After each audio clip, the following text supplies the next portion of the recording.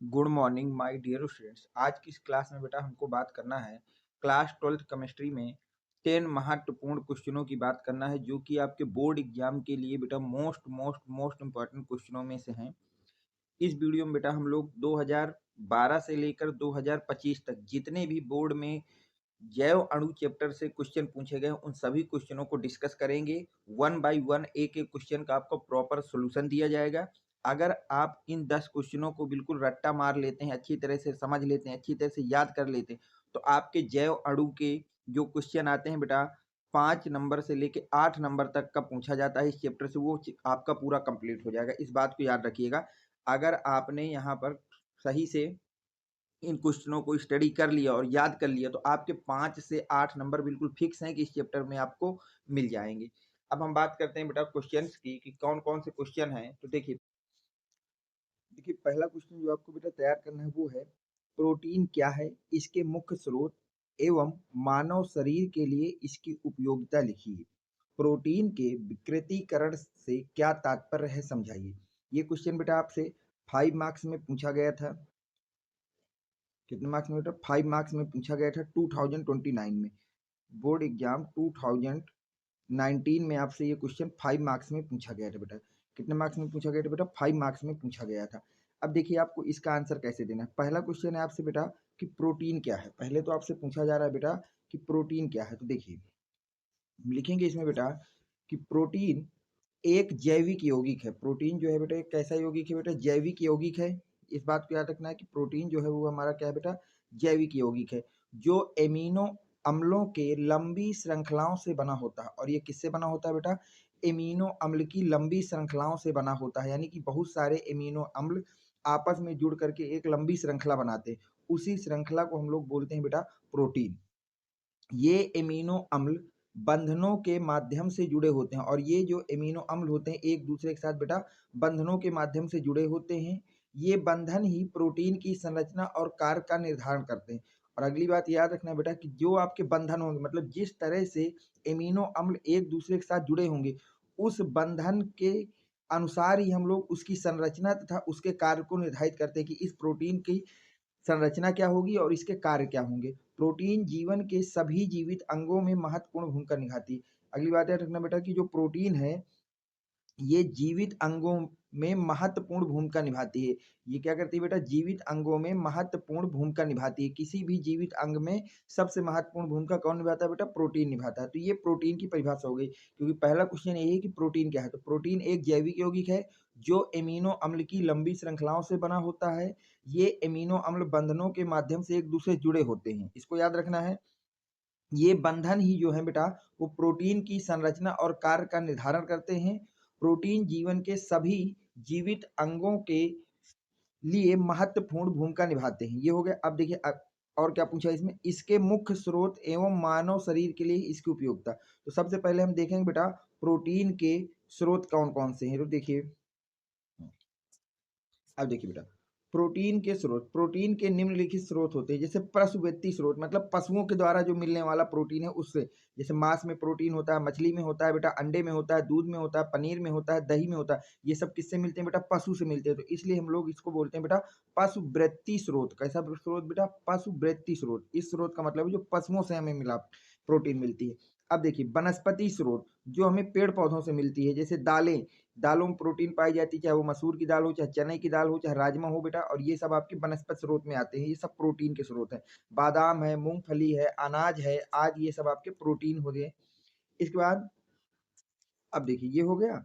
अब हमसे पूछा गया था बेटा इसकी उपयोगिता। इसकी क्या पूछी गई थी बेटा? उपयोगिता, मानव शरीर के लिए प्रोटीन की उपयोगिता। तो देखिए ऊतकों और अंगों का निर्माण और मरम्मत। सबसे पहला तो इसका उपयोग होता है बेटा, हम लोग अपने ऊतकों और अंगों के निर्माण में और मरम्मत में इसका उपयोग करते हैं। तो इसके विषय में थोड़ा सा लिख देंगे हम लोग।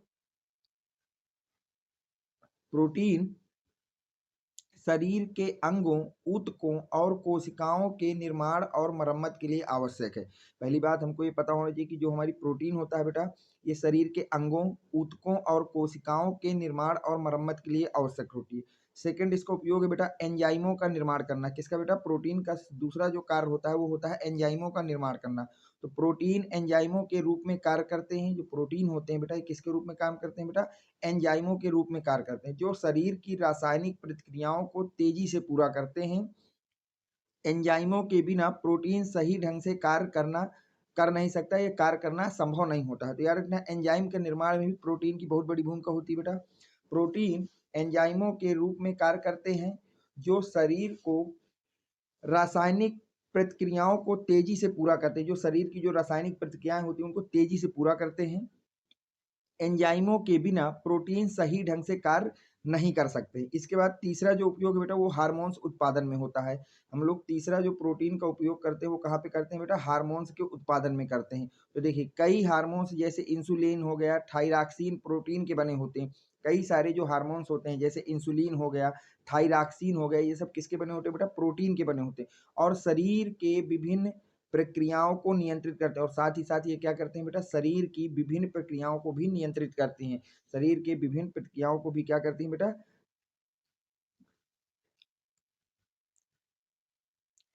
नियंत्रित करती हैं। देखिए अगला जो उपयोग होता है बेटा प्रोटीन का हमारे जीवन में वो ये है आपका प्रतिरक्षा प्रणाली का समर्थन करना, यानी कि प्रतिरक्षा प्रणाली को ताकत देना। प्रोटीन तो देख लें, याद रखना है बेटा कि प्रोटीन एंटीबॉडीज के रूप में कार्य करते हैं। जो प्रोटीन होता है बेटा ये किसके रूप में कार्य करता है बेटा? एंटीबॉडी के रूप में कार्य करते हैं, जो शरीर को विभिन्न संक्रमणों और बीमारियों से लड़ने में मदद करते हैं। याद रखना बेटा ये जो प्रोटीन होते हैं तो एंटीबॉडी के रूप में कार्य करते हैं। किसके रूप में कार्य करते हैं बेटा? एंटीबॉडी के रूप में कार्य करते हैं, जो शरीर को विभिन्न संक्रमणों और बीमारियों से लड़ने में मदद करते हैं। अगला अगर हम लोग उपयोग की बात करें बेटा कि प्रोटीन का उपयोग क्या होता है, तो यह एक ऊर्जा के स्रोत के रूप में भी कार्य करता है। किसके स्रोत के रूप में बेटा? ऊर्जा के स्रोत के रूप में भी कार्य करता है। तो याद रखना बेटा यदि शरीर को अन्य ऊर्जा स्रोतों की कमी हो जाती है, यानी कि शरीर में किसी जगह पर अगर हमें ऊर्जा की कमी हो रही है तो प्रोटीन उसे ऊर्जा के रूप में भी उपयोग कर सकता है। तो वहां पर हम लोग प्रोटीन का उपयोग ऊर्जा के रूप में कर सकते हैं। अगर शरीर में कभी किसी स्रोत पर ऊर्जा की कमी हो रही है तो वहां पर उस ऊर्जा की पूर्ति हम प्रोटीन के द्वारा भी कर सकते हैं। ठीक है, यहाँ तक हो गया। अब देखिए और क्या इसमें पूछा गया है उसकी बात कर लेते हैं। और देखिए इसमें आपसे पूछा गया है, ये हो गया प्रोटीन क्या है पढ़ लिया हमने, प्रोटीन के मुख्य स्रोत पढ़ लिए और मानव शरीर के लिए इसकी उपयोगिता हो गई। और इसमें पूछा है प्रोटीन का विकृतीकरण से क्या तात्पर्य है। तो देखिए प्रोटीन का विकृतीकरण से क्या तात्पर्य है उसकी बात कर लेते हैं बेटा। तो देखिए प्रोटीन का विकृतीकरण के कारण नहीं, कारण नहीं, पहले विकृतीकरण को देखते हैं। हाँ, तो हम लोग हेडिंग डालेंगे बेटा प्रोटीन का विकृतीकरण, कि विकृतीकरण होता क्या है। तो प्रोटीन के विकृतीकरण से तात्पर्य है प्रोटीन की संरचना में परिवर्तन होना। तो पहली बात याद रखना बेटा कि प्रोटीन का जो विकृतीकरण है, इस शब्द का मतलब है कि जो प्रोटीन की संरचना है वो परिवर्तित हो जा रही है। प्रोटीन की जो संरचना है बेटा वो क्या हो जा रही है? परिवर्तित हो जा रही है। और इसी को बोलते हैं प्रोटीन का विकृतीकरण। इसी को हम लोग क्या बोलते हैं बेटा? प्रोटीन का विकृतीकरण। तो याद रखना बेटा प्रोटीन का विकृतीकरण का क्या मतलब होता है? प्रोटीन की संरचना में परिवर्तन होना। प्रोटीन की संरचना में परिवर्तन होना प्रोटीन का विकृतीकरण कहलाता है, जिसके कारण प्रोटीन के जैविक गुणों में भी परिवर्तन हो जाता है और प्रोटीन की संरचना बदल जाती है, जिससे जो प्रोटीन के जैविक गुण होते हैं वो भी बदल जाते हैं। तो प्रोटीन का विकृतीकरण क्या है? प्रोटीन की संरचना में परिवर्तन होना, जिसके कारण प्रोटीन के जैविक गुणों में परिवर्तन हो जाता है। इस प्रक्रिया को हम लोग बोलते हैं बेटा विकृतीकरण। इसको क्या बोलते हैं बेटा? विकृतीकरण। अब देखिए विकृतीकरण के कारण क्या है, कि विकृतीकरण होता कैसे है? तो पहला तो कारण है बेटा ताप। अगर हमने बहुत ज्यादा उच्च ताप पर प्रोटीन की जो संरचना होती है वो टूट जाती है और प्रोटीन की संरचना का टूटना ही विकृतीकरण होता है। तो पहला कारण है प्रोटीन के विकृतीकरण का तापमान, की ताप अगर बहुत ज्यादा है तो प्रोटीन की संरचना जो होगी वो आपकी डिस्टर्ब हो जाएगी। जैसे अंडे के सफेद भाग का पकने पर ठोस हो जाना, जैसे जो अंडा होता है जब हम उसको उबालते हैं बेटा तो उसका जो सफेद भाग होता है वो ठोस सफेद में बदल जाता है। तो ये क्या हो गया बेटा? वहां पर प्रोटीन का विकृतीकरण हो गया। अब दूसरा कारण होता है बेटा पीएच मान। दूसरा कारण क्या होता है बेटा? पीएच मान। तो अत्यधिक अम्लीय तथा अत्यधिक क्षारीय माध्यम में प्रोटीन के जैविक गुणों में परिवर्तन हो जाता है। तो अगर माध्यम बेटा आपका अत्यधिक अम्लीय है या अत्यधिक क्षारीय है तो प्रोटीन के जैविक गुणों में परिवर्तन हो जाता है। और प्रोटीन की संरचना या जैविक गुणों में परिवर्तन होना ही क्या कहलाता है बेटा? प्रोटीन का विकृतीकरण कहलाता है। तो ये इस क्वेश्चन का प्रॉपर आंसर है बेटा। अगर आपने इस तरह से इतना कुछ इसमें लिखा तो आपको यहाँ से पूरे के पूरे 5 मार्क्स दिए जाते बेटा। देखिए इसमें हमसे सबसे पहले पूछा कि प्रोटीन क्या है, हमने इसकी परिभाषा लिखी, फिर इसके मुख्य स्रोत लिखे, फिर मानव शरीर में इस प्रोटीन की क्या उपयोगिता है इसके विषय में लिखा, फिर हमने पढ़ा बेटा प्रोटीन के विकृतीकरण का क्या मतलब होता है। ठीक है यहाँ तक बेटा। अब देखिए अगला क्वेश्चन आपका क्या कह रहा है उसकी बात हम लोग कर लेते हैं।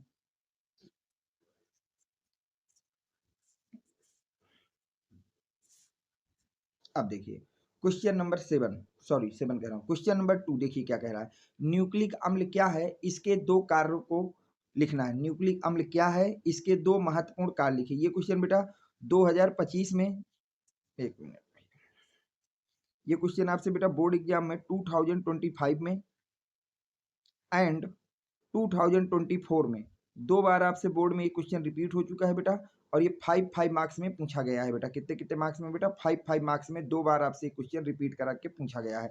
पहले पूछा गया है बेटा कि प्रोटीन न्यूक्लिक अम्ल क्या है, सबसे पहले आपसे न्यूक्लिक अम्ल की परिभाषा पूछ रहा है, फिर इसके दो कार्य पूछ रहा है कि इसके कार्य क्या होते हैं। तो देखिए सबसे पहले हम बात करेंगे बेटा न्यूक्लिक अम्ल की।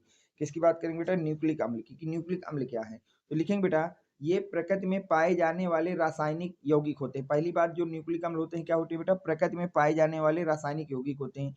ये सभी जीवित प्राणियों में बहुत आम है, जो भी जीवित प्राणी होते हैं उनके अंदर बेटा न्यूक्लिक अम्ल पाया जाता है, इसलिए उनके शरीर में इसका पाया जाना एक आम बात है।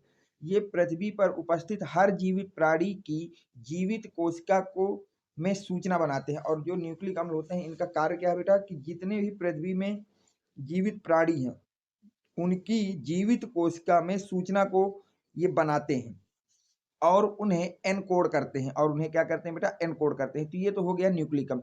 न्यूक्लिक अम्ल प्रकृति में पाए जाने वाले रासायनिक यौगिक हैं जो कि सभी जीवित प्राणियों में पाए जाते हैं, और इनका कार्य क्या है कि जीवित प्राणी की जो जीवित कोशिका में सूचना बनाते हैं और उसे एनकोड करते हैं।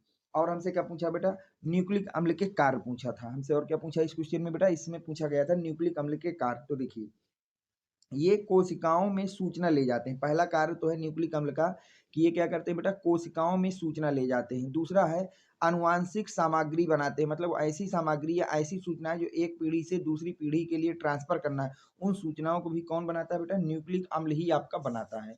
यहाँ तक हो गया बेटा। अब देखिए अगला क्वेश्चन क्या कह रहा है। अगला क्वेश्चन आपसे कह रहा है बेटा ग्लूकोज में कार्बोनिल, एल्डिहाइड तथा 5 OH समूह की उपस्थिति की पुष्टि अभिक्रियाओं के समीकरण द्वारा कीजिए।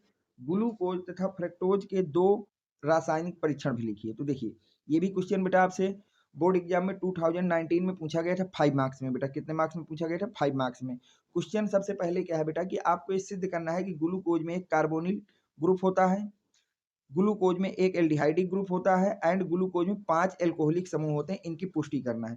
फिर आपको बताना है ग्लूकोज और फ्रक्टोज में दो रासायनिक परीक्षण लिखना है कि ग्लूकोज के दो रासायनिक परीक्षण कौन से हैं और फ्रक्टोज के दो रासायनिक परीक्षण कौन से हैं। तो सबसे पहले हम लोग बात करते हैं ग्लूकोज में कार्बोनिल समूह की पुष्टि की। किसकी बात करते हैं बेटा, कार्बोनिल समूह की पुष्टि की। तो देखिए अगर हमको कार्बोनिल समूह की पुष्टि करना है तो ग्लूकोज में कार्बोनिल समूह की पुष्टि तो हम लिखेंगे बेटा जब हम ग्लूकोज की अभिक्रिया हाइड्रोक्सिल एमीन के साथ कराते हैं। किसके साथ कराते हैं बेटा, हाइड्रोक्सिल एमीन के साथ कराते हैं, तो हमें ग्लूकोज ऑक्जाइम प्राप्त होता है। तो हमें बेटा क्या प्राप्त होता है, ग्लूकोज ऑक्जाइम प्राप्त होता है, जिससे सिद्ध होता है कि ग्लूकोज में कार्बोनिल समूह उपस्थित होता है। तो ग्लूकोज में अगर आपको कार्बोनिल समूह की पुष्टि करना है तो उसकी रिएक्शन करा दीजिए बेटा हाइड्रोक्सिल एमीन के साथ, और यहाँ से आपको क्या मिलेगा, तो यहाँ से आपको मिलेगा बेटा ग्लूकोज ऑक्जाइम्स, और ये सिद्ध करता है कि ग्लूकोज में एक कार्बोनिल समूह उपस्थित होता है। ये रिएक्शन है बेटा, इसको देखिए ये D प्लस है, सॉरी ये माइनस बन गया है, एक मिनट, इसको आप बेटा प्लस कर लीजिएगा, D प्लस ग्लूकोज। तो ये बेटा है आपका D प्लस ग्लूकोज। अब इसकी रिएक्शन हमने करा दी बेटा किसके साथ, हाइड्रोक्सिल एमीन के साथ। किसके साथ करा दी बेटा, हाइड्रोक्सिल एमीन के साथ।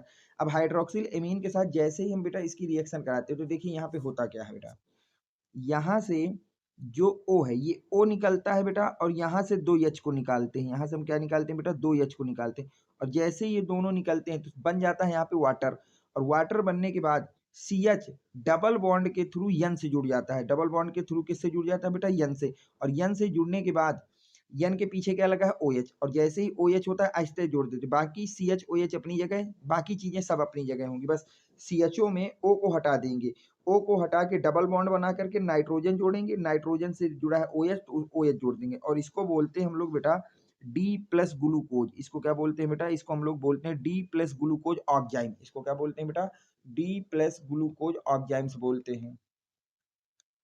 यहाँ तक हो गया बेटा। अब देखिए ये पहली रिएक्शन हो गई बेटा कि हमने सिद्ध कर दिया कि ग्लूकोज में हमारा कार्बोनिल समूह जो है उपस्थित होता है। अब देखिए दूसरे में हमें सिद्ध करना है कि इसमें एल्डिहाइड समूह होता है। तो देखिए ग्लूकोज में एल्डिहाइड समूह की पुष्टि, तो लिखेंगे बेटा जब हम ग्लूकोज की अभिक्रिया टालेन अवकर्मक के साथ कराते हैं, किसके साथ कराते हैं बेटा, टालेन अवकर्मक के साथ कराते हैं, तो हमें ग्लूकोनिक एसिड तथा सिल्वर मिरर, जिसका बेटा अवक्षेप कैसा होता है बेटा, काला अवक्षेप प्राप्त होता है। इसका क्या प्राप्त होता है बेटा, काला अवक्षेप प्राप्त होता है, जिससे सिद्ध होता है कि ग्लूकोज में एल्डिहाइड समूह उपस्थित होता है। जिससे क्या सिद्ध होता है बेटा कि ग्लूकोज में एल्डिहाइड समूह उपस्थित होता है। तो अगर आपको ग्लूकोज में एल्डिहाइड समूह की पुष्टि करना है बेटा, किसकी पुष्टि करना है बेटा, एल्डिहाइड समूह की, तो आपको रिएक्शन करा देना है टालेन अपकर्मक के साथ। किसके साथ करा देना है बेटा, टालेन अपकर्मक के साथ। और जैसे ही आप रिएक्शन कराएंगे टालेन अपकर्मक के साथ, तो वहां से आपको ग्लूकोनिक अम्ल मिलेगा और साथ में सिल्वर मिरर का काला अवक्षेप प्राप्त हो जाएगा। और अगर ऐसा हो रहा है तो आप समझ जाइए कि ग्लूकोज में एल्डिहाइड समूह प्रेजेंट है, क्योंकि टालेन अभिकर्मक सिर्फ किससे रिएक्शन करता है बेटा, ग्लूको वो एल्डिहाइडिक समूह से रिएक्शन करता है। किससे करता है बेटा, एल्डिहाइडिक समूह से रिएक्शन करता है। अब देखिए रिएक्शन कैसे होगी, हमने क्या किया बेटा, डी प्लस ग्लूकोज को लिया, ये फार्मूला आपको याद कर लेना है डी प्लस ग्लूकोज का। इसकी रिएक्शन करा दी टॉलेन रीजेंट के साथ। टॉलेन रीजेंट क्या होता है बेटा, Ag2O को हम लोग बोलते हैं टॉलेन रीजेंट। और जैसे ही आप इसकी रिएक्शन यहाँ से कराते हैं, तो देखिए क्या होता है कि जो आपका एल्डिहाइड ग्रुप होता है, कौन सा ग्रुप होता है बेटा, एल्डिहाइड, वो टॉलेन रीजेंट से रिएक्शन करता है। जैसे ही उसकी रिएक्शन आप टॉलेन अभिकर्मक से कराएंगे, तो जो एल्डिहाइड ग्रुप होता है वो बदल जाता है बेटा कार्बोक्सिलिक ग्रुप में। किसमें बदल जाता है बेटा, कार्बोक्सिलिक ग्रुप में। ये होता है कार्बोक्सिलिक ग्रुप। बाकी चीजें आपकी सेम रहेंगी और साथ में यहाँ से बन जाएगा बेटा सिल्वर मिरर। साथ में यहाँ से क्या बन जाएगा बेटा आपके लिए, सिल्वर मिरर। बस ये रिएक्शन होती है। अगर कभी भी आपने किसी ऐसे ग्रुप में जिसमें एल्डिहाइड ग्रुप प्रेजेंट है और उसकी रिएक्शन करा रहे हैं टॉलेन रीजेंट से, तो बस CHO की जगह आपको लिख देना है कार्बोक्सिलिक ग्रुप और साथ में Ag। तो वही काम मैंने किया, CHO को हटा के यहाँ पे कार्बोक्सिलिक बना दिया, बाकी चीजें वैसे ही रहीं। और इसका नाम आपको याद रखना है बेटा, इसको हम लोग ग्लूकोनिक एसिड बोलते हैं। और साथ में हमने बना दिया 2 मोल ऑफ Ag, जिसको जो कैसा होता है बेटा, ब्लैक पीपीटी होता है और इसका नाम होता है सिल्वर मिलर। हो गया यहाँ तक बेटा। अब देखिए तीसरी रिएक्शन, 5 OH समूह की पुष्टि करना है। अब हमको क्या करना है बेटा, 5 OH समूह की पुष्टि करना है। तो देखिए 5 OH समूह की पुष्टि कैसे करेंगे, ग्लूकोज में 5 OH समूह की पुष्टि। तो अगर आपको OH समूह की पुष्टि करना है तो इसकी रिएक्शन करा देंगे हम लोग बेटा PCl5 के साथ।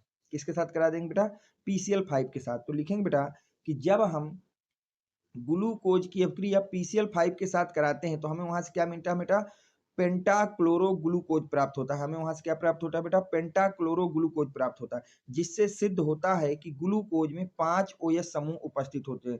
जिससे क्या सिद्ध हो जाता है बेटा कि ग्लूकोज में 5 OH समूह उपस्थित होते हैं।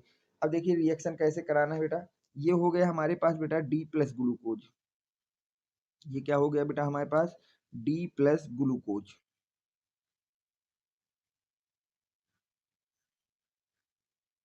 ये हो गया हमारा डी प्लस ग्लूकोज। अब इसकी रिएक्शन हमने करा दी बेटा फास्फोरस पेंटाक्लोराइड के साथ। किसके साथ करा दी बेटा, फास्फोरस पेंटाक्लोराइड के साथ। तो जैसे ही फास्फोरस पेंटाक्लोराइड के साथ कराओगे तो फास्फोरस पेंटाक्लोराइड क्या करता है बेटा, OH समूह को रिमूव कर देता है। किस समूह को रिमूव करता है, OH, और इसकी जगह क्या लगा देता है बेटा, Cl को लगा देता है। तो देखिए 4 OH यहाँ से हटा के बेटा 4 Cl लग गए, 1 Cl यहाँ लग गया। तो याद रखना PCl5 में क्या होता है, ये इसका काम है OH को हटा के Cl को जोड़ना। और दुनिया में कहीं पर भी अगर PCl5 रिएक्शन कर रहा है बेटा, तो साथ में बनेगा POCl3 और HCl, जो यहाँ पर बना हुआ है। अब इसको पढ़ते क्या है बेटा, POCl3 को हम लोग पढ़ते हैं फास्फोरिल क्लोराइड, और ये जो बना है इसको आप लोग पढ़ेंगे बेटा फास्फोरस, ओ सॉरी, पेंटाक्लोरोग्लूकोज। इसको क्या पढ़ोगे बेटा, पेंटाक्लोरोग्लूकोज पढ़ेंगे। तो ये रिएक्शन हो गई बेटा। तो यहाँ से सिद्ध हो गया कि ग्लूकोज में 5 OH समूह होते हैं। तो इसको भी आपको लर्न कर लेना है बेटा। अब देखिए और क्या पूछा है इस क्वेश्चन में आपसे, उसकी बात कर लेते हैं। ये हो गया बेटा एल्डिहाइड समूह की पुष्टि हो, ओ सॉरी, कार्बोक्सिलिक सॉरी कार्बोनिल समूह की पुष्टि हो गई, एल्डिहाइड समूह की पुष्टि हो गई और 5 OH समूह की पुष्टि हो गई। अब वो कह रहा है ग्लूकोज तथा फ्रक्टोज के 2 रासायनिक परीक्षण लिखिए। तो सबसे पहले हम लोग बेटा ग्लूकोज के 2 रासायनिक परीक्षण लिखेंगे और फिर लिखेंगे बेटा फ्रक्टोज के। तो देखिए ग्लूकोज के 2 रासायनिक परीक्षण में पहला परीक्षण है बेटा टालिन परीक्षण।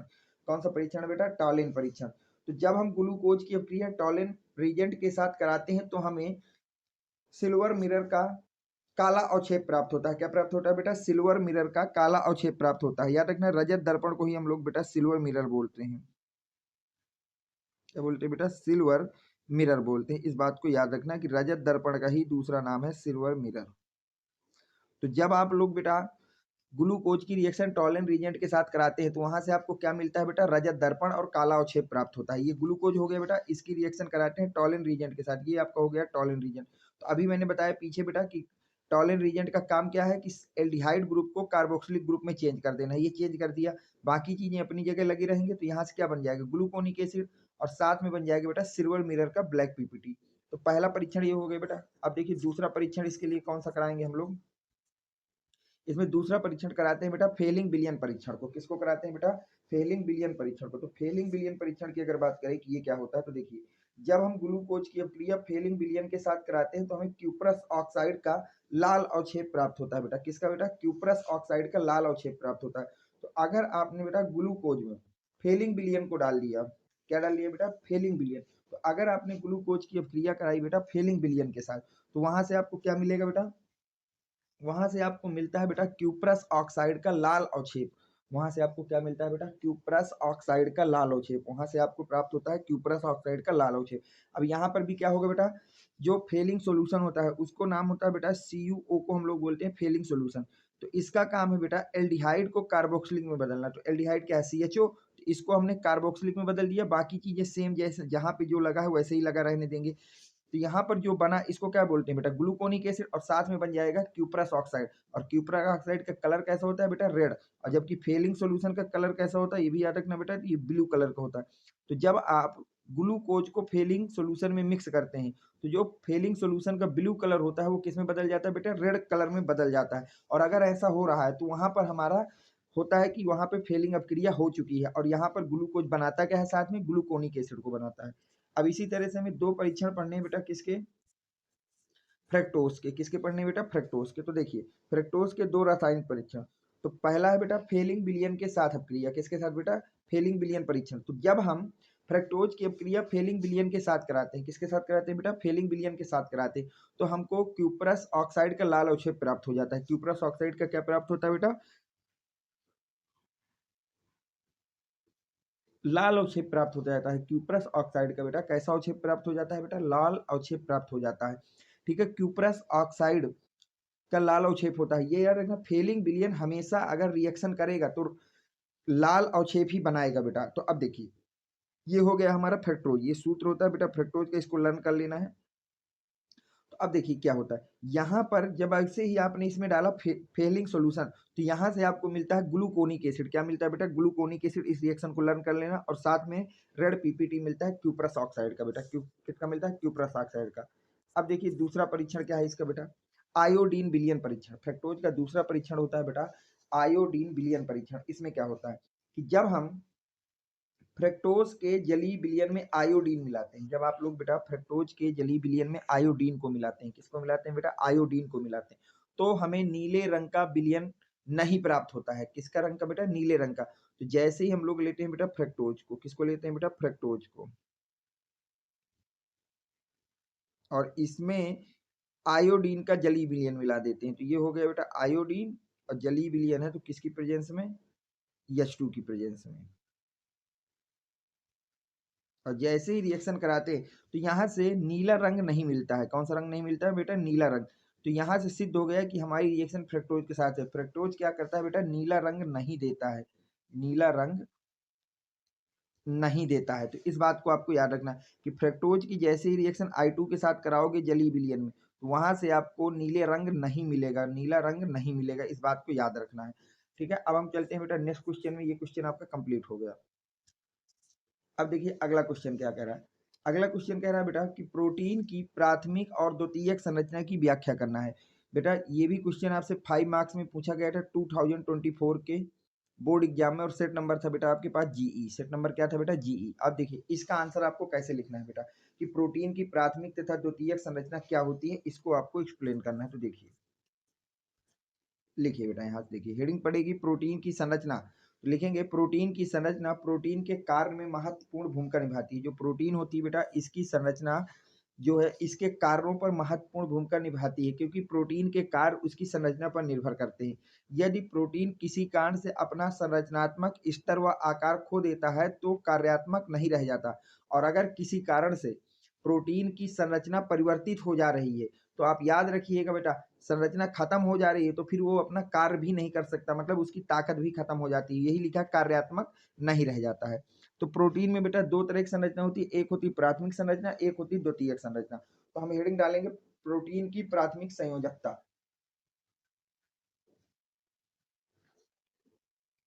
देखिए आप हेडिंग डालेंगे बेटा प्रोटीन की प्राथमिक संरचना। तो देखिए इस संरचना में एमिनो अम्ल विशिष्ट क्रम में पेप्टाइड बंध से जुड़कर, किस बंध से जुड़कर बेटा, पेप्टाइड। ये याद रखना कि प्राथमिक बंध में, प्राथमिक संरचना में एमिनो अम्ल किस बंध के द्वारा जुड़ते हैं बेटा, पेप्टाइड बंध के द्वारा जुड़ के पॉलीपेप्टाइड श्रृंखला का निर्माण करते हैं। किस श्रृंखला का निर्माण करते हैं बेटा, पॉलीपेप्टाइड श्रृंखला का निर्माण करते हैं। इसे ही प्रोटीन की प्राथमिक संरचना कहते हैं। तो जब बेटा एमिनो अम्ल एक निश्चित क्रम या विशेष प्रकार के क्रम में पेप्टाइड बंध के द्वारा जुड़कर पॉलीपेप्टाइड श्रृंखला का निर्माण करते हैं। किसका निर्माण करते हैं बेटा, पॉलीपेप्टाइड श्रृंखला का निर्माण करते हैं, तो इसे प्रोटीन की प्राथमिक संरचना कहते हैं। उदाहरण के लिए हीमोग्लोबिन, उदाहरण के लिए क्या हो जाएगा बेटा, हीमोग्लोबिन आपका हो गया। ठीक, अब देखिए द्वितीय संरचना की बात करते हैं कि द्वितीय संरचना क्या होती है। तो लिखेंगे प्रोटीन की प्राथमिक संरचना में हाइड्रोजन बंध बनने के कारण संरचना में कुंडलन यानी कि कुंडली नुमा संरचना हो जाती है, होने से द्वितीय संरचना का निर्माण हो जाता है। कुंडलन होने से किस संरचना का निर्माण होता है बेटा, द्वितीय संरचना का निर्माण हो जाता है। यह हाइड्रोजन बंध पेप्टाइड बंधों में कार्बोनिल तथा एनएस समूह के मध्य बनता है। तो याद रखना बेटा, प्रोटीन में जो द्वितीयक संरचना होती है इसके बनने के कारण होता है प्राथमिक संरचना में हाइड्रोजन बंध बनना।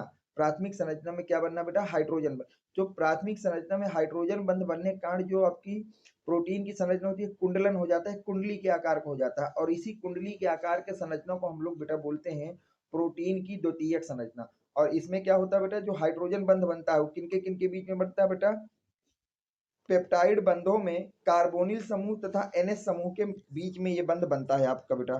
ठीक है, यहां तक हो गया, दोनों संरचनाएं एक्सप्लेन हो गई। अब देखिए अगला क्वेश्चन क्या कह रहा है। अगला क्वेश्चन आपसे कह रहा है बेटा कार्बोहाइड्रेट क्या होते हैं, ग्लूकोज और फ्रक्टोज के बीच अंतर को लिखिए। तो सबसे पहले आपसे पूछा जा रहा है बेटा कि कार्बोहाइड्रेट क्या होते हैं, और फिर आपसे कह रहा है ग्लूकोज तथा फ्रक्टोज के बीच के अंतर को लिखिए। ग्लूकोज तथा फ्रक्टोज के बीच को क्या लिखिए बेटा, अंतर को लिखिए। क्वेश्चन बेटा 2024 में सेट नंबर जीएफ में आपसे बोर्ड में पूछा जा चुका है। तो देखिए इसका आंसर हम लोग कैसे लिखेंगे बेटा, इसकी बात कर लेते हैं। तो सबसे पहले हम लोग पढ़ेंगे ग्लूकोज को, सॉरी सबसे पहले हम लोग पढ़ेंगे बेटा कार्बोहाइड्रेट की डिफिनीशन की, कार्बोहाइड्रेट क्या होते हैं, फिर ग्लूकोज तथा फ्रक्टोज के बीच में अंतर को भी समझ लेते हैं कि अंतर क्या होते हैं। तो देखिए सबसे पहले हेडिंग डाल लीजिए बेटा कार्बोहाइड्रेट की, कार्बोहाइड्रेट क्या होते हैं। अब देखिए कार्बोहाइड्रेट हमारे शरीर या आपके शरीर के लिए ऊर्जा का मुख्य स्रोत होता है। पहली बात याद रखना बेटा कि जो कार्बोहाइड्रेट होता है वो आपके और हमारे शरीर के लिए ऊर्जा का मुख्य स्रोत है।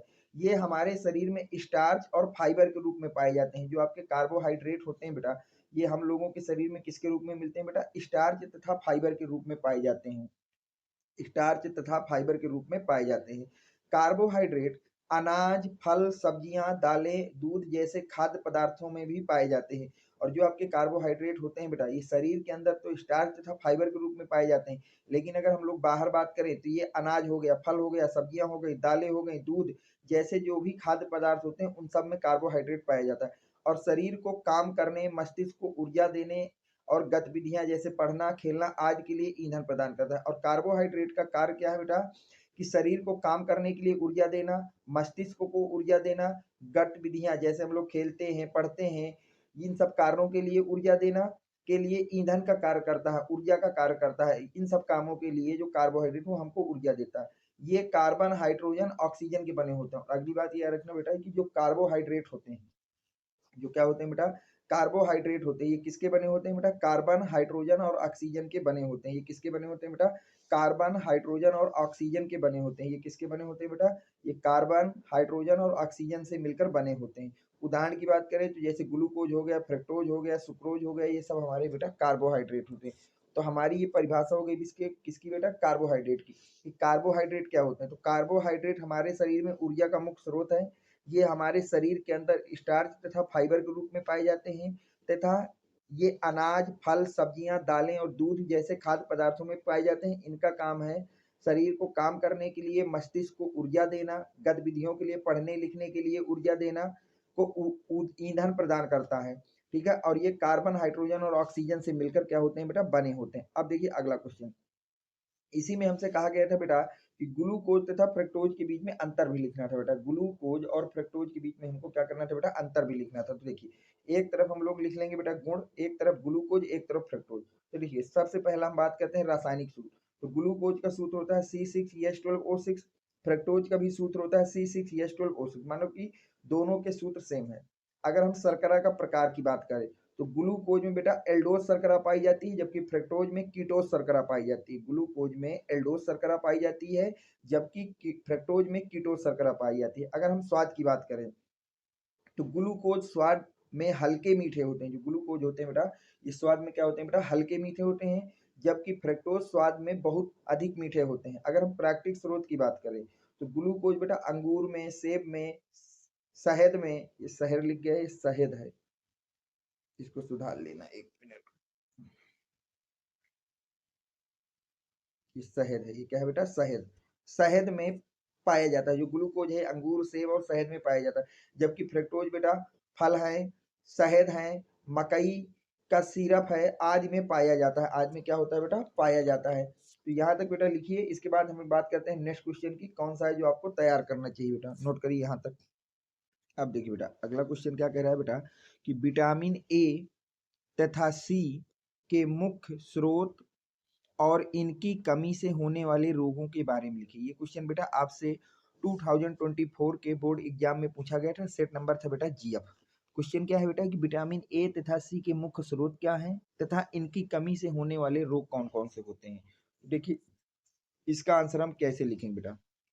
विटामिन ए के मुख्य स्रोत अंडा है, दूध है, मक्खन है, गाजर है, शकरकंद है, पालक है, ये सब हमारे विटामिन ए के मुख्य स्रोत होते हैं। विटामिन ए की कमी से होने वाले रोग कौन कौन से हैं बेटा, रतौंधी है, सूजी, सूखी हुई आंखें हैं, अंधापन है, त्वचा पर रूखापन है, ये सब किसके कारण होते हैं बेटा, विटामिन ए की कमी से होने वाले रोग हैं। इसी तरह से अगर हम लोग बात करें बेटा विटामिन सी के मुख्य स्रोत कौन कौन से हैं, तो स्रोत है बेटा खट्टे फल, कोई भी खट्टा फल है उसमें विटामिन सी पाई जाती है, संतरा में पाई जाती है, नींबू में पाई जाती है, अमरूद में पाई जाती है, स्ट्रॉबेरी में पाई जाती है बेटा, कीवी में पाई जाती है, ब्रोकली में पाई जाती है। तो ये मुख्य स्रोत है बेटा विटामिन सी के। अब अगर विटामिन सी की कमी हो गई तो वहां पर आपको कौन कौन से रोग हो सकते हैं, इसकी बात करते हैं बेटा। विटामिन सी की कमी से होने वाले रोग, मसूड़ों और दांतों से खून आना। अगर आपके शरीर में बेटा विटामिन सी की कमी है तो आपके मसूड़े और दांत से खून आता है, त्वचा जो है आपकी हल्की नीली हो जाती है बेटा, चिड़चिड़ापन या कमजोरी होती है, चोट और घाव जब हो जाता है, ये लग जाती है तो काफी दिनों तक वो ठीक नहीं होती है। तो ये सब कमी है कि आपके शरीर में विटामिन सी की कमी है। ये सब बताता है कि आपके शरीर में किसकी कमी है बेटा, विटामिन सी की कमी है। अब देखिए अगला क्वेश्चन क्या कह रहा है बेटा, अगला क्वेश्चन कह रहा है बेटा कि प्रोटीन के विकृतीकरण पर एक संक्षिप्त टिप्पणी लिखी। प्रोटीन का विकृतीकरण क्या होता है, इस पर आपको टिप्पणी लिखना है। ये क्वेश्चन बेटा 2024 में, 2023 में और 2015 में 3 बार आपसे बोर्ड में पूछा जा चुका है बेटा कि प्रोटीन के विकृतीकरण पर एक संक्षिप्त टिप्पणी लिखना है कि प्रोटीन का विकृतीकरण क्या होता है। तो देखिए प्रोटीन के विकृतीकरण की अगर हम लोग बात करते हैं बेटा, जब कोई प्रोटीन गर्मी, अम्ल, क्षार या रसायनों के कारण अपने जैविक गुणों को खो देता है। जब कोई प्रोटीन बेटा गर्मी यानी कि तापमान बढ़ जाने के कारण, अम्ल, क्षार या रसायन की उपस्थिति के कारण अपने जैविक गुणों को खो देता है, जिसके कारण प्रोटीन की द्वितीयक संरचना, तृतीयक संरचना और चतुर्थक संरचना में परिवर्तन हो जाता है। और इन जैविक गुणों को खोने के कारण जो प्रोटीन होता है बेटा, इसकी द्वितीयक संरचना में, तृतीयक संरचना में और चतुर्थक संरचना में परिवर्तन हो जाता है। इसे ही प्रोटीन का विकृतीकरण कहते हैं। इसी घटना का क्या नाम होता है बेटा, प्रोटीन का विकृतीकरण कहते हैं। तो प्रोटीन का गर्मी, अम्ल, क्षार या रसायनों की उपस्थिति में अपने जैविक गुणों को खो देने की प्रक्रिया को ही हम लोग क्या कहते हैं बेटा, प्रोटीन का विकृतीकरण कहते हैं। और इसमें प्रोटीन की कौन सी संरचना परिवर्तित होती है, तो याद रखना बेटा द्वितीयक, तृतीयक और चतुर्थक संरचना परिवर्तित हो जाती है। इसे ही प्रोटीन का विकृतीकरण कहते हैं। प्रोटीन के विकृतीकरण में प्रोटीन की प्राथमिक संरचना में कोई परिवर्तन नहीं होता। और इस बात को याद रखना बेटा कि जब प्रोटीन का विकृतीकरण होता है तो उसकी द्वितीयक, तृतीयक और चतुर्थक संरचना तो परिवर्तित होती है, परंतु प्राथमिक संरचना में कोई परिवर्तन नहीं होता।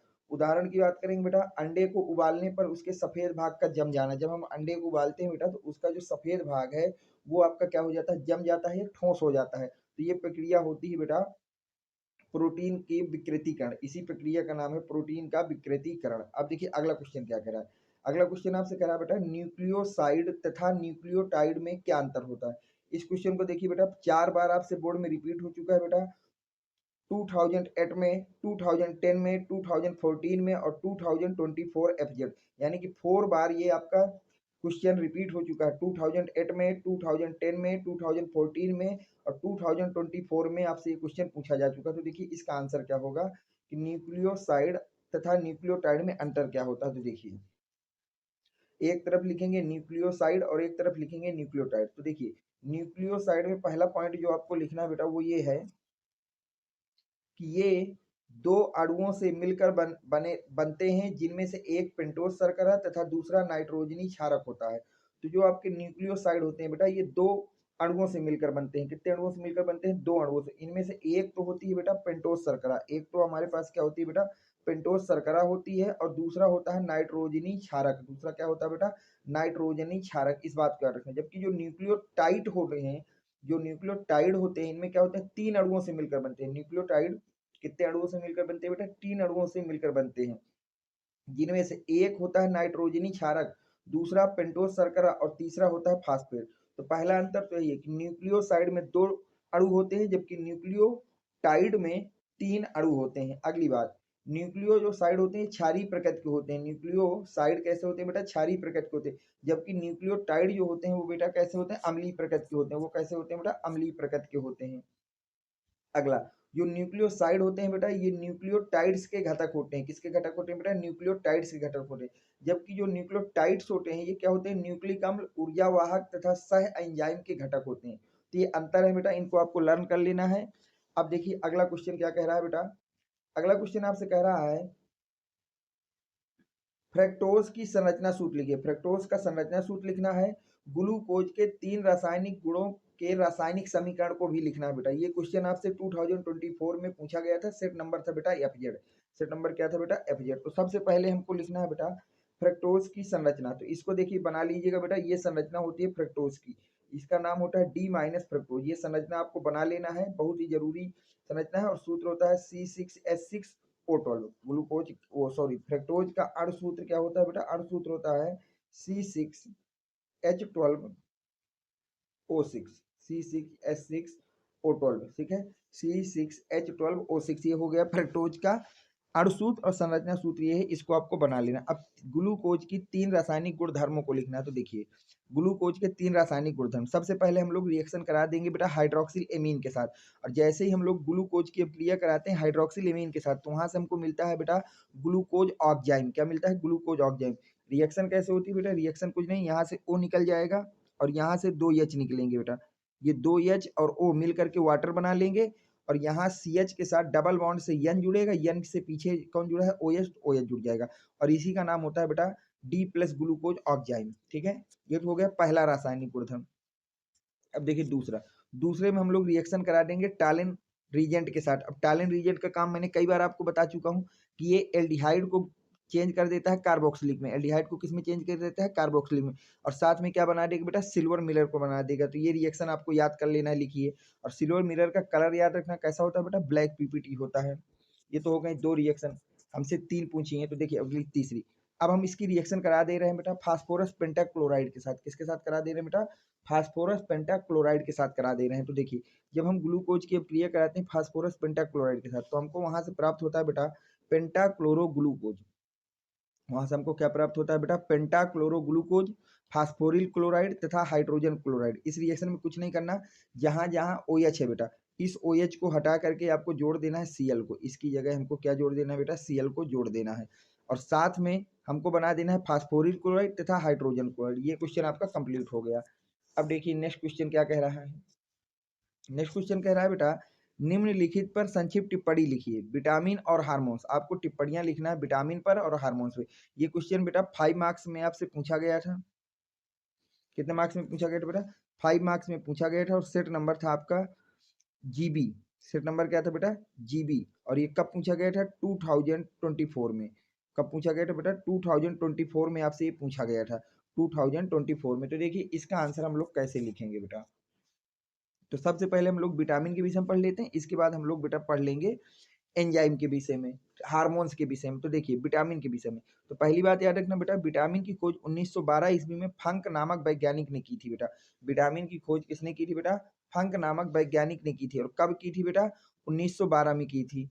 शरीर सजीवों के शरीर में पाई जाने वाली एमीन को विटामिन कहा जाता है। जो सजीवों के शरीर में पाई जाने वाली एमीन होती है उसी का नाम क्या होता है बेटा? विटामिन होती है। विटामिन का फुल फॉर्म होता है बीटल प्लस एमीन। बीटल मतलब होता है जीवित लोगों में, एमीन जो जीवित लोगों में एमीन पाई जाती है उसी का नाम होता है विटामिन बेटा। विटामिन की कमी से शरीर में एक विशेष प्रकार का रोग उत्पन्न हो जाता है। विटामिन एक प्रकार का कार्मिक यौगिक है जिससे ऊर्जा प्राप्त नहीं होती परंतु शरीर के उपापचय के लिए अत्यंत आवश्यक होती है। देखिए विटामिन की कमी से शरीर में विशेष प्रकार के रोग उत्पन्न हो जाते हैं। हर एक विटामिन के अलग अलग रोग होते हैं बेटा। और याद रखना है विटामिन एक प्रकार का कार्मिक यौगिक है। हमको ये याद रखना है कि विटामिन हमारा एक प्रकार का कैसा यौगिक है बेटा? कार्मिक यौगिक है। परंतु ये याद रखना है इसमें हमको ऊर्जा प्राप्त नहीं होती, लेकिन ये उपापचय अपक्रियाओं के लिए अत्यंत आवश्यक होता है। अत्यंत क्या होता है बेटा? आवश्यक होता है। अब देखिए इसी के आगे, विटामिन को रक्षात्मक पदार्थ भी कहा जाता है। और इस बात को याद रखना बेटा कि विटामिन को हम लोग रक्षात्मक पदार्थ भी कहते हैं। तो ये तो हो गया बेटा पहली बात कि हमारा विटामिन क्या होता है। अब हम बात करते हैं हार्मोन्स की। किसकी बात करते हैं बेटा? हार्मोन्स की।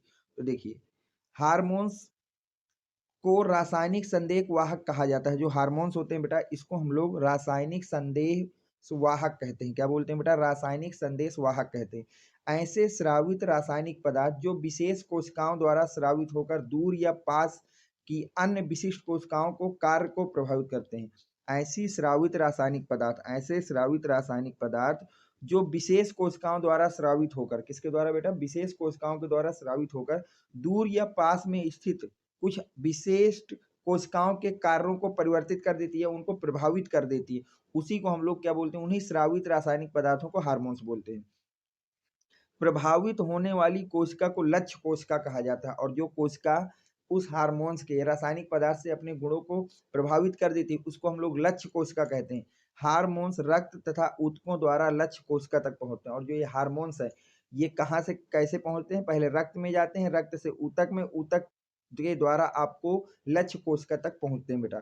तो आज की क्लास बस यहीं तक रखते हैं बेटा। उम्मीद है कि सारे क्वेश्चन आपके समझ में आ गए होंगे। अगर इसके बाद भी कोई आपको डाउट है तो आप मेरे व्हाट्सएप नंबर बेटा 7880960882 पर मुझको व्हाट्सएप कर सकते हैं बेटा। यहाँ से आपको मैं उस टेलीग्राम की लिंक प्रोवाइड करा दूंगा। और अगर कोई क्वेश्चन आपके समझ में नहीं आ रहा तो आप मुझको व्हाट्सएप भी कर देना, वहाँ से मैं आपको इसका सोल्यूशन प्रोवाइड करा दूंगा।